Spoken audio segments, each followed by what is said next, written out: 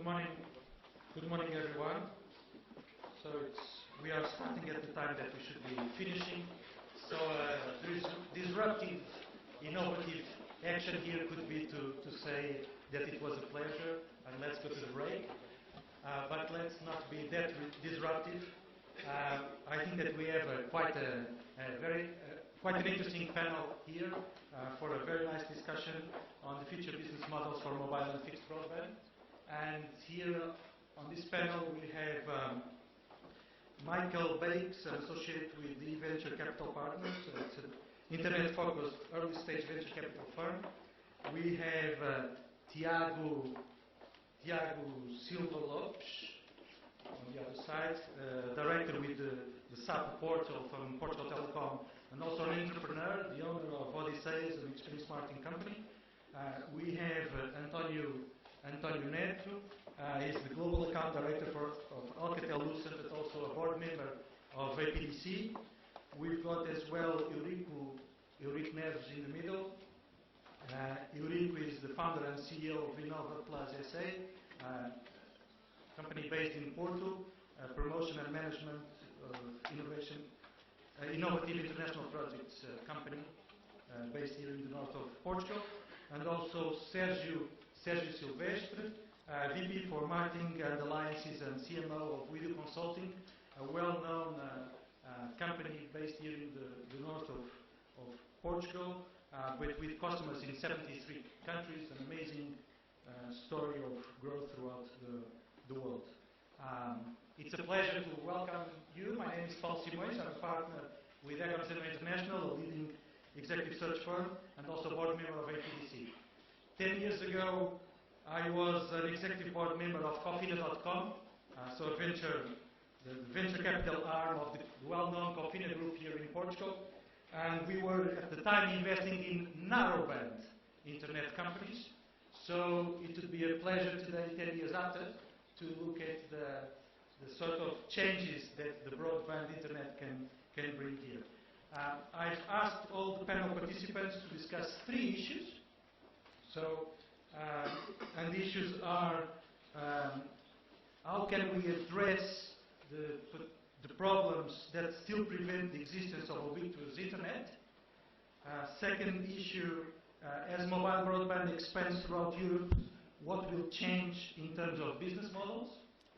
And the third question is, in the evolving broadband ecosystem, how can the role of European small and medium enterprises be more successful? I think that these 3 key issues really address your needs, the concerns of the small and medium enterprises, the innovative companies that are in this room, and I hope that we can have a nice and fruitful discussion, and hopefully that the content, the discussion that we'll have here bears its fruits and will be useful to you. So the first person to welcome here is Michael Bakes.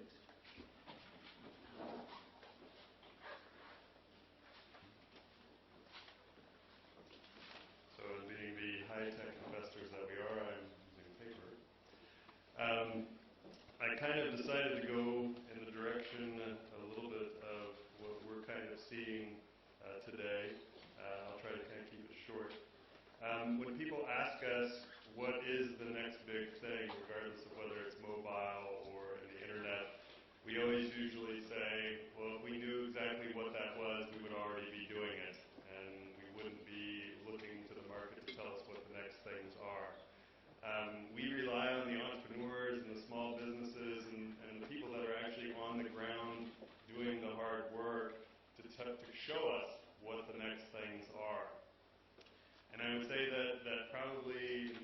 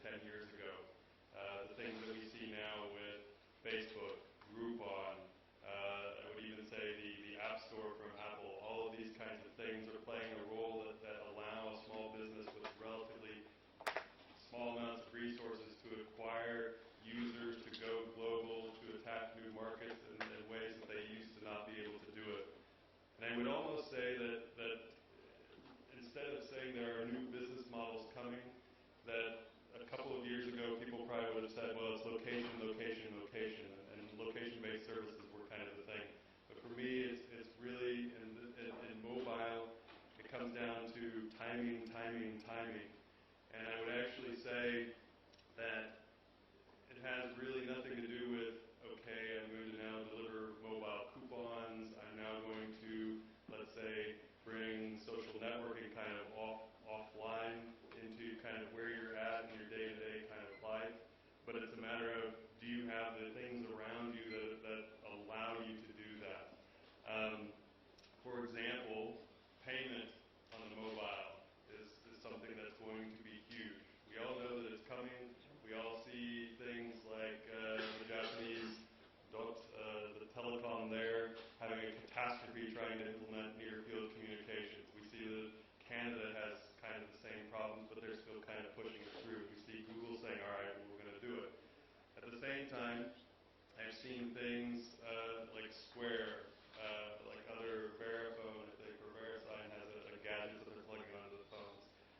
But then there's other innovative solutions. I've seen an Austrian company that, I won't say who it is, but in the next couple of months they'll be launching a product which basically turns any smartphone and well, anything with a camera really into a payment system, which basically uses existing infrastructure in order to solve the payment problem. And I think that's really kind of where it kind of comes down to. You have the smartphones with the cameras. You have devices that have an infrastructure that you can leverage to be creative to then do something with it. And I think the other thing that then we're seeing is taking the power of online and bringing it offline to where you're at. And I would almost say it's kind of the foot traffic. How do I get foot traffic into offline stores? And I think that we saw location-based services as kind of a, hey, it was a feature, maybe not necessarily a full-blown company. But there are a lot of, let's say, innovative models, a lot of things. We have French companies that have built up millions of users for people that are trying to find things around the corner, that are also then getting that community to recommend places that are nearby. So you kind of get what used to be kind of a quiet or a Yelp on your mobile, and you get information that's relevant to you through, let's say, Facebook, through your open graph, and the leveraging of these technologies in order to create value propositions for the consumers. For us, what's also important at the end of the day for a company is, do you own the consumer, or are you allowing somebody else to own the consumer? And so for us, there are a lot of ways, creative ways, where then you run a little bit of a risk that, okay, if I get into the Apple ecosystem, if I get into the Facebook ecosystem, that one of those players can kill you or shut off your revenue streams. But at the same time, you can use those to grab a mass of consumers and pull them in. And kind of the last point, I would say, is as any kind of entrepreneur, that you have to kind of be aware of your surroundings. And the example that I like to use from our investments is Kalta. And I would say it's a brilliant team, very well executed. They took an offline thing of flyers and prospects, took it online, and then took it from online down into the mobile, so that while you're walking around town, you can find out where deals are from the Sunday flyers, basically. Brilliantly put together, but it's a very German story. It works in the German market. It doesn't necessarily work anywhere else in Europe. And maybe there's a couple of other markets where it does work. But at the end of the day, once they branch outside of the German market, and let's say they go to France, who's the buyer of that company at the end of the day? Is it a German media group that somehow thinks, well, it's okay that they have French operations, but we have no interest in France? We then suddenly have to look for organizations that are willing to purchase these things that may not have any interest in the markets that these companies are operating in. So I would say be aware of who your potential acquirers are, or what happens if you leave the particular market that you're in. And that from my perspective, is kind of the toughest challenge. You can get to these other markets very quickly, but does somebody at the end of the day see the value in the fact that you went to these other markets? Which, if you're a small business owner, an entrepreneur, and you're going to stay in the business forever,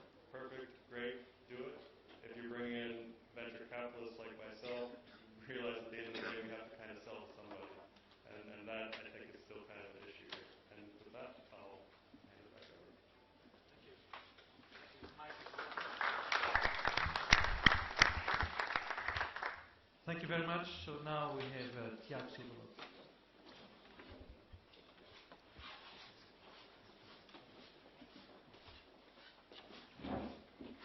Morning, everyone.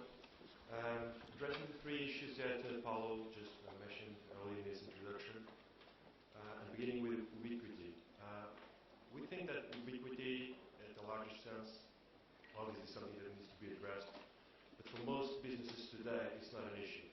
In the sense that what we have in place, what we've been doing and accomplishing in the last few years in terms of connectivity, processing power, put us a long way ahead of what is today needed for most businesses. We have today, for instance, in Portugal, more than 1 million households with fiber optics, which allows us for over 100 megabit connectivity in the household. LTE is one of our prime investments during 2011. The processing power is obviously huge. The PCs, laptops, all that's been done in devices, in mobile devices, is something that we think that does not constitute any barrier for a business or a normal business today. Obviously, there's cultural reasons for some people not using the devices and not using the technology as they could use, but we think that that's more up to you guys to make them worth their while. If you have the application, you have the content, I don't think there are any barriers in terms of technology today that are meaningless for the purpose of launching a business. In terms of business models, there's a lot going on, but that's how life is. Basically, speed of change today is something that we need to cope with. It's actually great for guys that are launching new businesses because they have the opportunity to do things very differently than guys that were thinking about businesses 3 years ago, because things have really changed a lot in the past few years, and they will keep changing going forward. But we see three main things here. The first one is the convergence of technology. The convergence of technology brings us an issue, a big issue in terms of the value chain. Everyone is poking around on other people's business. So, giving you a Portugal Telecom example in Sapo. 3 or 4 years ago, we were only thinking about the web portal on the PC. Today, we're thinking about all the multi-platform things that we need to do, being in the mobile, being in IPTV services, being in the connected TVs, talking with people from ZTE and from Nokia and from Samsung and LG, trying to put all of our content within their frameworks. But they're also talking with us about doing their own content, and content providers are trying to piggyback on everyone else. So we're talking about telco operators and content providers and mobile operators all put together in the same potpourri. So for an entrepreneur, I see that as an opportunity, because basically what we're doing today is having fourfold opportunities. Instead of needing to talk with a telco or with a mobile operator, you now have 4 different opportunities of putting across your message and getting partnerships, whether with manufacturers or content providers or the telco companies. And on that also, one of the most important things today is that no one is really sure where the money is going. For instance, for telco operators, the data, the money that comes from data and from content is growing very fast. So it's a very important part of our business, and we're looking at it more and more intensely. But that typically takes money away from the content providers and also from the manufacturers. So there's a lot of clashing. People are trying to cooperate in some ways and compete in others. And as I said, for an entrepreneur, I think that's kind of a cool thing to have, because the big companies are fighting each other, so there's a lot of opportunities for those who are trying to get the message across. For the third one, for the opportunities for the SMEs,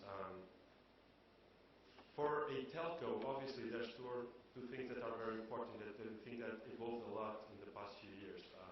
Being also an owner of an SME, we are focused mainly on selling, because the company is not that big, so selling is the key point for everything that we do.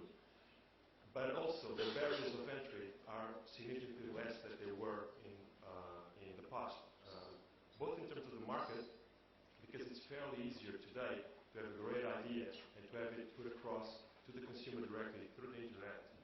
And also because most of the business processes can be fully outsourced at a very interesting price. You know, cloud computing, the cloud services, most of the companies that are here today can have readily available technology systems and telecommunications for a very low price and with a very low risk of entry.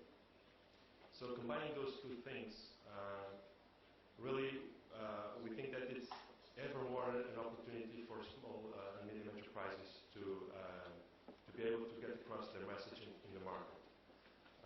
Obviously, great ideas aren't enough, but again, as it's been said a lot during the last panel, it's mostly about the people, because the democratization or the dematerialization of the entrance in the market is running very fast. Obviously, there are still a lot of stakeholders that try to keep their grasp on the market. There are a lot of big companies that still want to get a grasp on the revenue. But the speed at which you can touch the end consumer, the speed at which you can start a business with all the business process outsourcing readily available and at a very low price are clearly great advantages that you have today that 5-10 years ago weren't even thinkable. So as a last point, in terms of what I think that can help SMEs today, not only innovation is important, but Europe as a market is, well, it's kind of a different market from everywhere else. If you go to Brazil, there's 200 million talking the same language. If you go to the States, 300 million talking the same language, with the same laws. Europe has a lot of things that we need to get together to really think as a whole market. And as Michael was saying, you know, if you're in Germany and France, it's kind of a problem today. But one thing that can actually work much better than it's worked today is about the networking of ideas, the networking of SMEs across Europe. There's a lot of ideas going on that can be well implemented locally if there's a more exchange of ideas between SMEs. And that also depends more on you than on states or governments trying to do that for you. Thank you.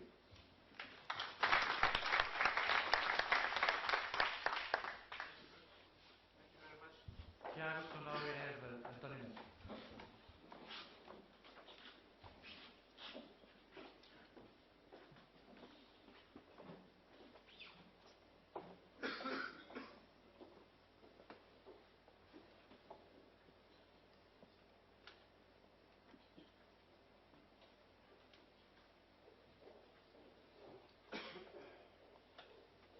Antonio has provided us with 3 slides, which is Exactly what has been demanded, so hopefully we can finalize in 7 minutes. Okay, good morning to everybody. Well, I'm trying to be very pragmatic, and I'm trying to answer the 3 questions that has been addressed by Paul. So, as you see, I'm coming from a big company, a big multinational, Alcatel-Lucent, and it's a pleasure to be here to talk with you guys, mainly people from the entrepreneur world, from the venture capital. So we have here, I would say, all the conditions to have a very good melting point on the development of Europe. Unfortunately, I'm not so positive about Europe as Diogo was this morning. I'm an European. Yesterday I was in a big conference of my company. And it was very funny because it was a conference where we have our president, our chairman, and it's a conference for what we call EMEA, that is the European and Middle East. And when our chairman starts to talk about this region, it said, well, we have a problem in this region. That the problem is also a how can we transform this problem in asset. And the problem is the diversity in the cultural differences, the languages, the food, the wine, the women's, everything. We have so big diversity in Europe, and we need to transform this in asset. Because if we look, what we see is how many guys like Mark Zuckerberg or Steve Jobs or Sergey Brin from Google, Larry Page, how many of them came from Europe? Well, in this case, there are one guy came from Russia, the guy from Google, one of the co-founders of Google was a Russian guy. So we have this problem. We have this problem that is our best talents migrate to US, and we need to address this, and we need to have a solution for that. I don't have any answer to that, but this is quite important that we reflect what we can do. And for you guys, I don't know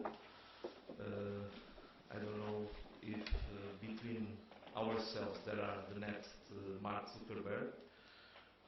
I hope so, and I would be very pleased if this guy came from Portugal. But I would also very pleased if it came from somewhere in Europe, because we really need to transform this diversity that apparently is a problem in a real access. Okay, now this gives me 3 minutes according a timekeeper that I am seeing there to answer the 3 questions that Paul put to us. And so the questions are, the first one, what are the issues and how can they be addressed that still prevent the existence of ubiquitous internet? So there are a lot of issues, and in particular in Europe, and again this is a European event, there are a lot of issues. Some of them related with connectivity, some of them related with business models, other related with I would say for instance, is the diversity that I was talking about. If you imagine in US you have, I would say, 2 or 2.5 major players, for instance, as service providers. You have AT&T, you have Verizon, and you have Sprint. So it's very easy to launch something. It's very easy because there are only 3. In Europe, it's not like that. We have all these rich countries with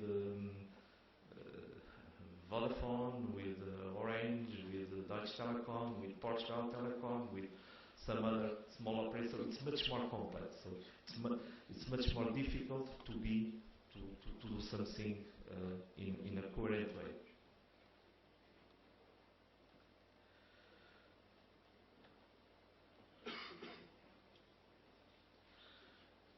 The second question is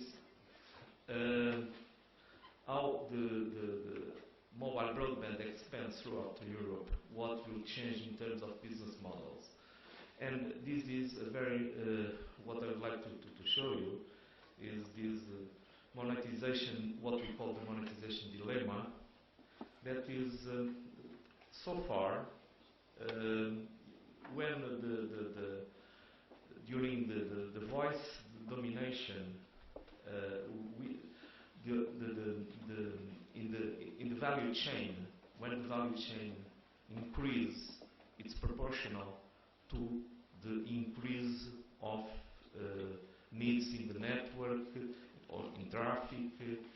But nowadays what we see is the revenues or the value chain is decreasing, and the needs to invest is increasing. So there are these and balanced situation that we need to see what can be, the way that we can cope on that.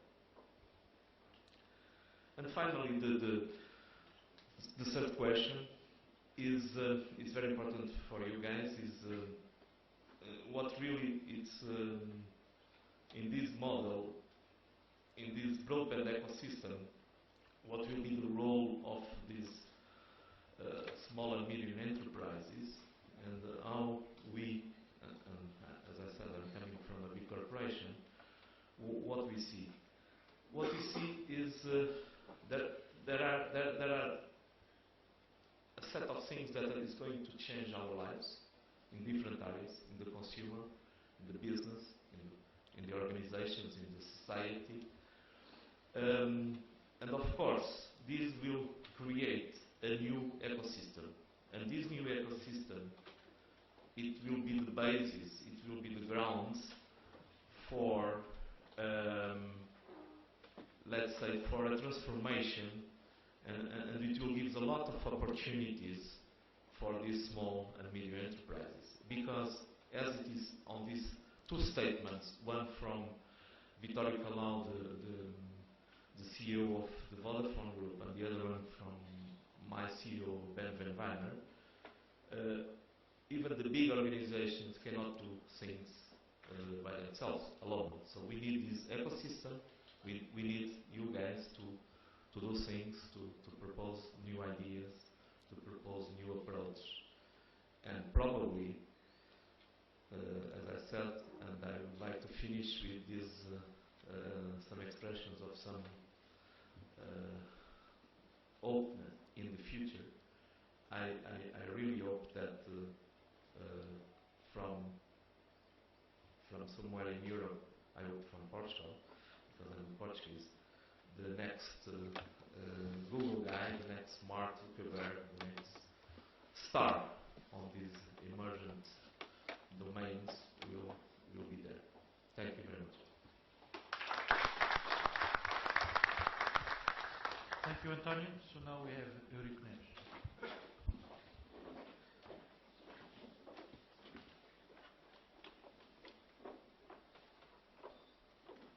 Well, hello, good morning.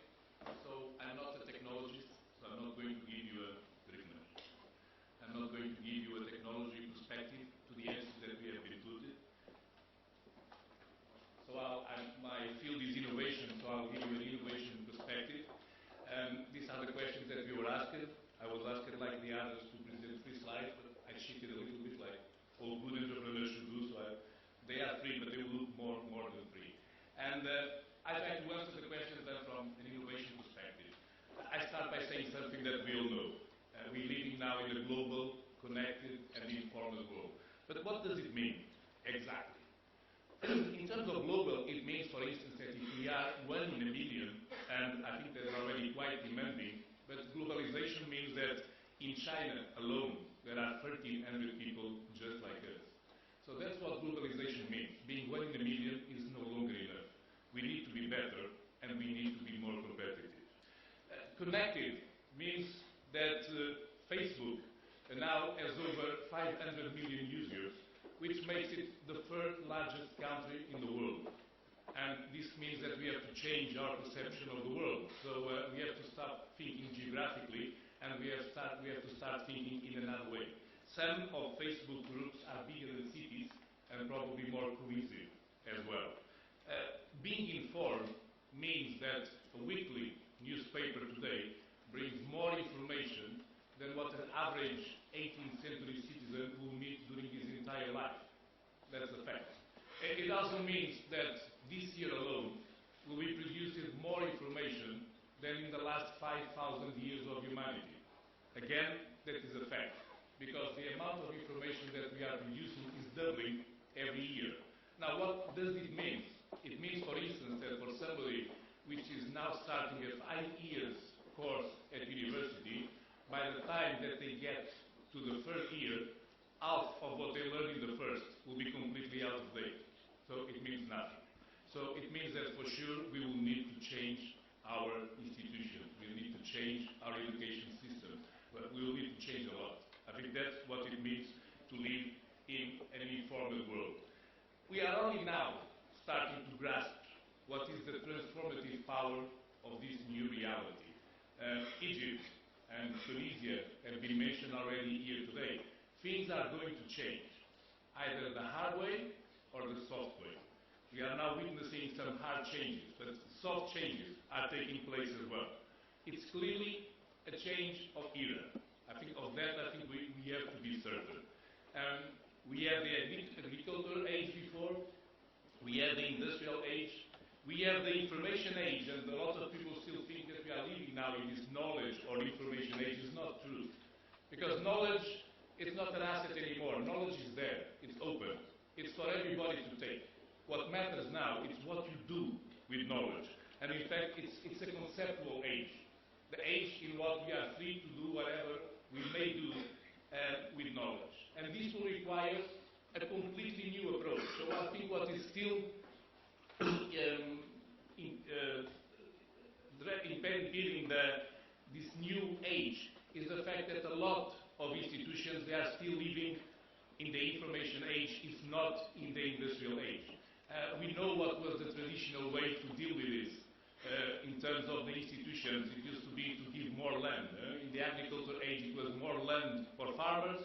In the industrial age, it meant more land for industries. In the knowledge age, it meant more land and facilities for knowledge centers. But how can we give land to creators and advertisers? We have to find new ways to deal with these people and to give them the power to live in this new era.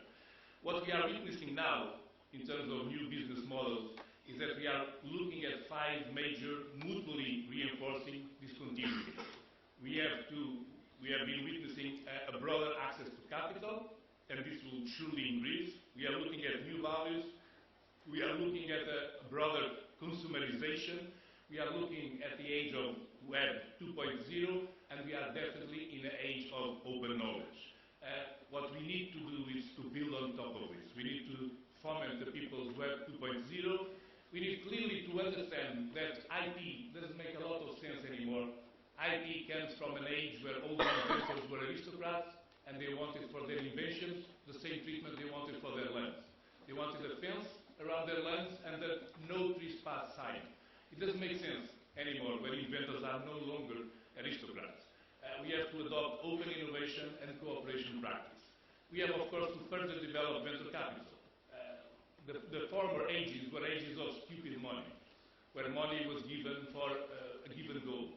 We now must change into an age of smart money, where money must come with knowledge, must come with advice, must come with business models. Of course, stupid money can always be useful, and smart people will always make good use of stupid money. But if it's smart money, for sure, it will promote better growth. We should not resist the change. It's useless in a world where values are changing, and we have to understand that we have to change deeply most of our institutions. We have, of course, to harness the power of employee, customer, and partner communities. In terms of business models, I think what we need is to understand that innovation can no longer be at the bottom of our value chain. I worked in several companies before creating my own innovation company, and all of them were kind of innovative companies. All of them had innovation department, but they had this one thing in common. In all of them, the innovation department was in the basement. It was really at the very end of the company in a place without windows. That has to be changing, and we need to bring the innovation departments into the top floor, the one with the best view. And clearly, the new business models will be the ones that will bring innovation into the front, into the market. And I think Apple, for instance, it's a good example. As it clearly, if we want to describe Apple now, it's no longer an IT company, it's an innovation company. The companies of the future, the successful business models will be the ones that will be selling innovation to end users, to first innovators, to partner firms, and then, in the end, also to traditional markets. And is there a role for SMEs? Well, of course. I think SMEs can play the game if they think big. We have discussed large companies, small companies in here. There is a very nice quote from an English writer from the 19th century, Chesterton. He said it about people, but I think it sounds even better about companies. He said there are companies so big that make us feel small. But the really big companies are the ones that make us feel big. So if SMEs feel big, they can play this game. Thank you very much.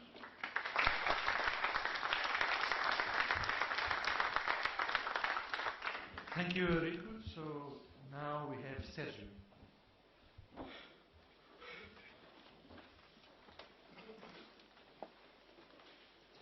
Good morning, everyone.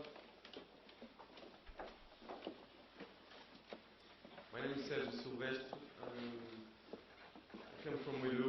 We are a software company, so I'm going to share with you basically what we feel. From listening to our customers, we have more than 100 customers worldwide. We focus in telecoms. So clearly we have access to the market, and we hope this information will help you. One key thing is, and Diogo mentioned this, is about sharing, about being informal. At WeDo, we are all about these two things, being informal and being sharing. We are willing to share everything that we about ourselves, how we accomplished stuff. So please feel free after to speak with me, and also can open the doors to Sonicom, that's our major shareholder.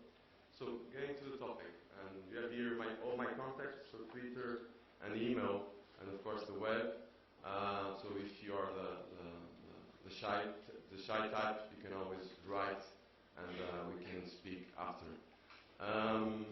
So the discussion on the first topic: what issues prevent the existence of ubiquitous internet? So I think when we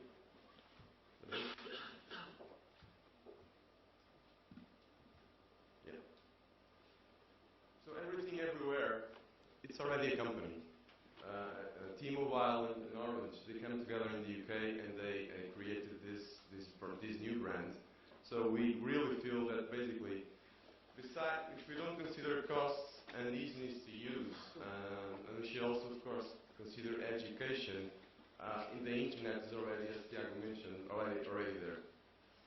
The two key topics that we feel that are not really taken care and addressed are roaming, and roaming in Europe is a mess, and Wi-Fi. It's 10 years ago we had a lot of companies in Wi-Fi, but everything stopped, and I think this is the timing. And I really feel timing is an issue.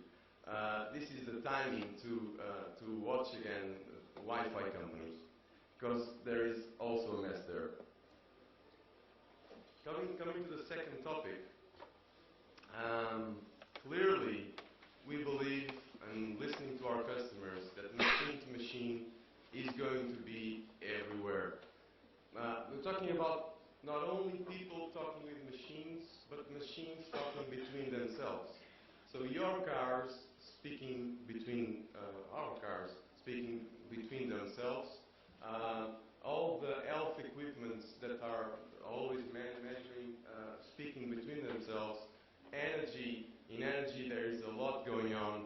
So with smart metering, a lot of those machines will be speaking between themselves. And of course, in transportation, there is a lot of things to do, so this is a huge change. The cloud, I think that's already covered. And clearly, the cloud could be a very important change for the communication service providers to reposition themselves against what's happening in the app world. So I think the app world is already there. The cloud could be changing again the value chain. And third, network neutrality. We have to speak about network neutrality. This is something that we are all consider that is something already assured, that in the future everyone is going to continue having network neutrality. We are not really, in the industry bodies that we attend, both the GSM Association and Talent Management Forum, we really don't feel that people and businesses and entrepreneurs should take that for granted. We need to continue to fight for that It's a huge topic, and again, it's like democracy. We should not take that for granted. We need to continue to develop that model. So be aware if you're counting on network neutrality, beware of this. So this is more a question mark than another thing. The third question, how can SMEs be more successful? This answer is clearly the less technological one. And we have to think, and I think all of us grasp with this notion that we need much more cross-border collaboration. We are talking about even in politics. What's happening in Europe, I'm ashamed, really. What's happening in terms of deficit and the way every country is managing the situation, the lack of leadership, this is really something to be ashamed. And we all, as entrepreneurs, as employees, as citizens, we all need to be more active and tell our governments that, guys, you need to collaborate more. And the word about innovation and the word about entrepreneurship that Diogo left to us is critical. We need to work more together. And this is the first message.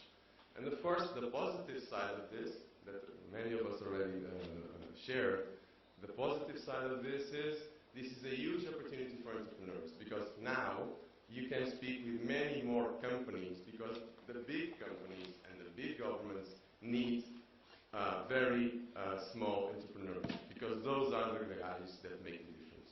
So this is the first message. The second one is more laid down and more really to the entrepreneur within ourselves. Guys, let's focus. Everyone in Portugal, this is a critical issue.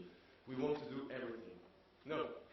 What's the best thing we can do is to choose what is the best thing we do. At we are the world leaders in revenue assurance. It's a B2B software. It's not hype, but it's really not fantastic. It's risk management. But we are world leaders, 25% market share. We talk head to anyone in the world about this topic. And this is something that we all should do. And finally, it's also an issue in Europe. People don't think marketing first. They don't think who is the target first. They don't think what is the pain that we want to solve to the target. And we don't think what is the best treatment, not only for today's pain, but for tomorrow's pain. So, and with this, I conclude my message. And again, guys, let's interact, and offline, online, face to face. We have all the media these days. Thank you.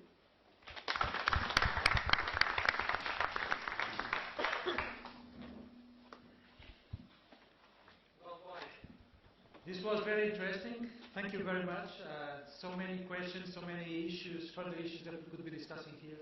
But I was asked by the organization to keep it short. So let's be disruptive, really disruptive here, and do something different. Let's go for a break, but I will ask all my panel members here that will stay here in the podium for the next 10-15 minutes.